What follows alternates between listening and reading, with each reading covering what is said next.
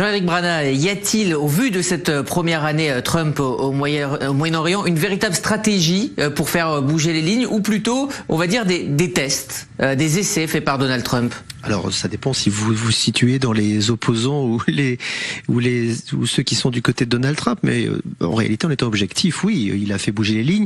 On peut même dire qu'il y a un nouvel ordre mondial qui est en train de se dessiner. Donald Trump au départ avait l'air d'avoir une politique un petit peu simpliste, en dressant une ligne entre les sunnites et les chiites, en déclarant les bons et les mauvais de chaque côté, mais rapidement on s'est aperçu qu'effectivement Israël était au centre du jeu dans son esprit. Il avait promis, vous vous en souvenez certainement, au congrès de l'EPAC en mars 2017 pendant sa campagne, promesse tenue, effectivement, comme on l'a dit dans votre reportage, la capitale d'Israël a été reconnue clairement, c'est donc Jérusalem, et l'ambassade américaine sera déménagée dans les années qui viennent.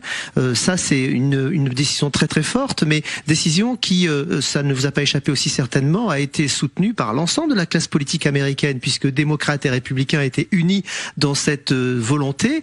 Le Congrès l'avait déjà manifesté depuis très longtemps, puisqu'il y avait une loi aux États-Unis qui a dressé cette ligne-là depuis très longtemps, et ce ne sont que les présidents par des décrets qui repoussaient la décision finale. Donc aujourd'hui, c'est on va dire un correctif qui a été amené par Donald Trump, et la classe politique américaine en est satisfait. Les Américains aussi. Je rentre moi tout juste des États-Unis, ça ne posait de problème à personne. C'est vrai que ce n'est pas le même son de cloche dans le reste du monde, puisqu'il y avait des accords internationaux qui, pour beaucoup de pays, n'ont pas été respectés, en particulier l'autorité de l'ONU. Mais pour Donald Trump, il s'agissait d'abord d'asseoir sa propre volonté. Les Américains ont une volonté forte à faire entendre.